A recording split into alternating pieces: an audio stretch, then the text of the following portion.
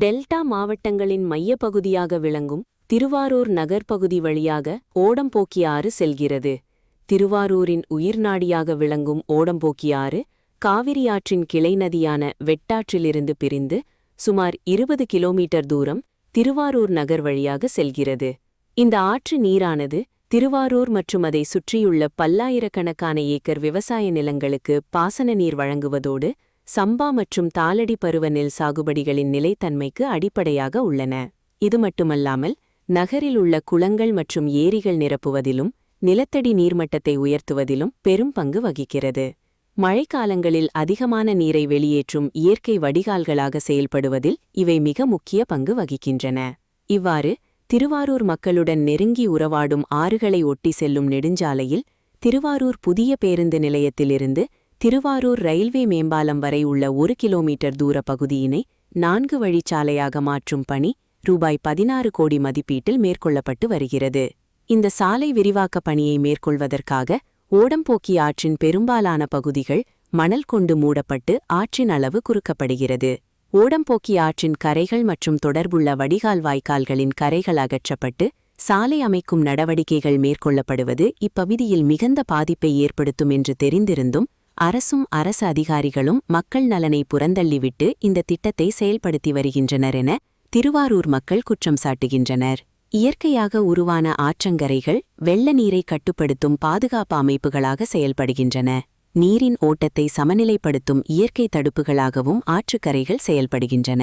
அவற்றை அகற்றுவதென்பது ஆற்றின் இயல்பான ஓட்டத்தை மாற்றி எதிர்பாராத சுற்றுச்சூழல் மற்றும் சமூக பாதிப்புகளை உண்டாக்கி திருவாரூர் பகுதியை வெள்ளத்தில் மூழ்கடிக்கும் சூழல் உருவாகும் என திருவாரூர் மக்கள் அஞ்சுகின்றனர்.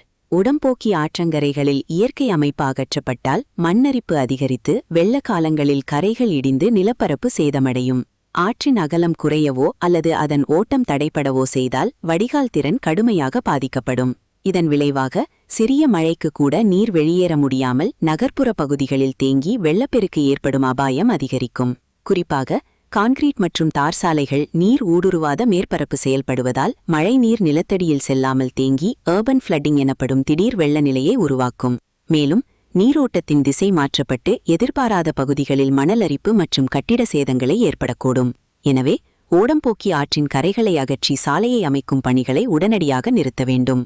முழுமையான சுற்றுச்சூழல் தாக்கம் மதிப்பீடு மேற்கொண்டு ஆற்றின் இயற்கை அகலம், ஓட்டம் மற்றும் கரை அமைப்பை பாதுகாக்கும் வகையில் மாற்றுத் திட்டங்கள் உருவாக்க வேண்டும் என திருவாரூர் பகுதி மக்களும் சுற்றுச்சூழல் ஆர்வலர்களும் கோரிக்கை விடுக்கின்றனர்.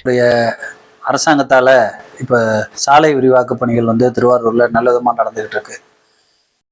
விளமல் கல்பாலத்தில் இருந்து நம்ம நாகப்பட்டினம் பைபாஸ் பாலம் வரைக்கும் போகக்கூடிய பாதையில் ஒரு 14 கோடி ரூபாய் செலவில் நல்ல விதமாக விரிவாக்கம் பண்ணிக்கிட்டு இருக்காங்க. அது வரவேற்கக்கூடிய ஒரு செயல். அந்த செயலில் ஒரு சின்ன வருத்தம் இருக்குது மக்களுக்கு. என்ன அப்படின்னாக்கா, வலது பக்கம் ஆறு ஓடுது, இடது பக்கம் தனியாருடைய இடங்கள் நிறையா இருக்குது. இவங்க சாலை ஆக்கிரமிப்பு பணிக்காக இருக்கக்கூடிய இடத்த பார்த்தீங்கன்னாக்க ஆற்று பக்கம் இருக்கக்கூடிய இடத்த நிறைய ஆக்கிரமிச்சிருக்காங்க. இதனால ஒரு 200-250 அடி நீளம் இருந்த ஆறு இப்போ வெறும் 150 அடியா குறையுது. இது குறையிறதுனால என்னன்னா, ஆத்தோட போக்கு திசை மாறும் அப்படிங்கிறத விட இது மிகப்பெரிய ஒரு பேர் அழிவிற்கு வழிவகுக்கும் அப்படிங்கிறத மறந்துட்டாங்களா இல்லை மறைக்கிறாங்களாங்கிறது தெரியல. அதே மாதிரி ரோட்டுக்கு அந்த பக்கம் இருக்கிற பனைமரங்களை பார்த்தீங்கன்னாக்க ரோடெங்கும் வெறும் பனைமரங்களாக இருந்து நல்ல செல்வ செழிப்போடு இருந்த ஊரை இப்போ அந்த பனைமரம் எல்லாத்தையும் வெட்டி எடுத்துட்டு அங்கே இருக்கக்கூடிய தனியார் கட்டிடங்கள் முதற்கொண்டு முழு கட்டிடத்தையுமே ஆக்கிரமிச்சுக்கிறதுலேருந்து எடுத்திருக்காங்க. அப்படி எடுத்தும் நிறைய பகுதிகளை பார்த்தீங்கன்னா பொதுமக்களுக்கு உபயோகப்படக்கூடிய பகுதிகளை எல்லாம் சரியாக உபயோகப்படுத்தாமல் உபயோகம் இல்லாத பகுதிகளை வெடுத்து யாருக்கு சர்வீஸ் பண்ணுறதுக்காக இப்படி பண்ணுறாங்கங்கிறது தெரியல. அதை ஒரு தடவை அரசாங்கம் கொஞ்சம் கவனிச்சா நல்லா இருக்கும். இல்லை அப்படின்னாக்க இந்த மழைக்காலங்களில் வரக்கூடிய வெள்ளத்தில் திருவாரூர் நகரம் முழுவதுமாக பாதிக்கப்படும். இதில் ஆத்தோட பின்பக்கத்தைன்னு பார்த்தோம்னாக்க எடுத்துக்கிட்டு போனோம்னா அங்கே இருந்து பழைய நாகை ரஸ்தா வரைக்கும் இருக்கக்கூடிய இடங்கள்ல முன்னாடி இருக்கக்கூடிய கடைகள் எல்லாம் உள்பக்கமாக ஆற்றை ஆக்கிரமிச்சுக்கிட்டே 100 அடிக்கு 150 அடிக்கு சிறியதாக அதை குறைச்சிட்டாங்க. அங்கே அந்த கடைகளுக்கான பார்க்கிங் ஏரியாவாக இருக்கட்டும், இல்லை கடைக்கு பின்பறதுக்கான யூசேஜுக்காக இருக்கட்டும், மற்ற இடத்த கொண்டு போயிட்டாங்க. அவங்களும் இதையும் கண்டுக்கல. இப்போ அந்த ரோட்டுக்கு ஆக்கிரமிச்சிருக்கிற இடத்துக்கு பார்த்தீங்கன்னாக்க விளமல் கல்லுப்பாலத்தில் திரும்புகிற கார்னரில் ஒரு பிட்டு போட்டு ஏற்றிருக்காங்க. அந்த பிட்டு சரிஞ்சுக்கிட்டே போகுது. அதை நாம் பல தடவை பல முறைகளில் நகராட்சிக்கும் பல இடங்களுக்கும் சொல்லியிருக்கோம். ஆனால் அவங்க அதை கண்டுக்கிற மாதிரி தெரியல. ஏன்னா இது ஹைவேஸ் டிபார்ட்மெண்ட்டில் வருது, ரோடுக்கு வருது, அவங்க பார்ப்பாங்கன்னு சொல்கிறாங்க. ஆனால் அந்த ரோடு இந்த வெள்ளத்தை கண்டிப்பாக அடிபட்டு அரிச்சுக்கிட்டு ஊருக்குள்ளார வெள்ளம் வருவதற்கு வாய்ப்புகள் மிகவும் அதிகம்.